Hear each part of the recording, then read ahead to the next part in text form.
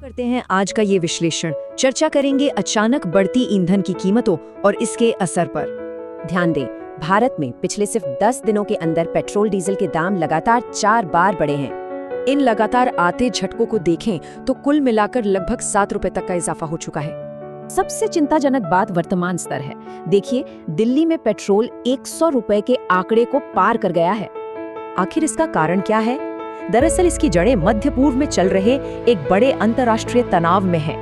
यहाँ straight of Hormuz बंद होने से दुनिया भर का 20% तेल व्यापार पूरी तरह ठप पड़ गया है। नतीजन ब्रेंट क्रूड ऑयल की कीमतें आसमान छूने लगी और $126 प्रति बैरल के उच्चतम स्तर पर पहुंच गईं। इसमें भारत की सबसे बड़ी कमजोरी नजर आती है। देश अपनी जरूरत का 85% कच्चा तेल आयात करता है। यही नहीं, देश की 40% लिक्विफाइड नेचुरल गैस कतर से आती है, और वो भी उसी रास्ते से। लॉजिस्टिक्स पर तुरंत असर पड़ा है। 13 भारतीय कार्गो जहाज पश्चिमी एशिया के इस संघर्ष क्षेत्र में फंसे हुए हैं। राहत की बात यह है कि सरकार के अनुसार देश के पास अभी 78 दिनों का तेल भंडार मौजूद है। अब घरेलू गणित समझते हैं। रिटेल कीमतें दरअसल केंद्रीय एक्साइज ड्यूटी और राज्य स्तर के वैट पर निर्भर करती हैं।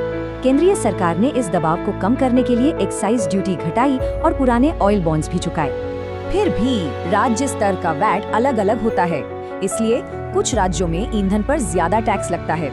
इन बढ़ोतरी से पहले तेल कंपनियों को सस्ते में ईंधन बेचकर रोजाना भारी आर्थिक नुकसान उठाना पड़ रहा था। इन सब के चलते ही लगभग ₹7.35 का भार सीधे रिटेल कीमतों पर डाल दिया गया है। यहाँ डोमिनो इफेक्ट शुरू होता है। महंगा ईंधन सीधे तौर पर परिवहन और जरूरी वस्तुओं की कीमतें बढ़ा देता है। एक आम ट्रांसपोर्ट ट्रक के रोजाना आने वाले खर्च में अकेला ईंधन ही 55% का हिस्सा रखता है। इससे घरेलू बजट पर भार पड़ता है और आर्थिक ध्यान फ्यूल, फर्टिलाइजर और फॉरेक्स को संभालने पर चला जाता है। तो आखिरी सवाल ये है, 78 दिनों के रिजर्व्स खत्म होने के बाद अगर स्ट्रेट बंद रहा तो क्या होगा?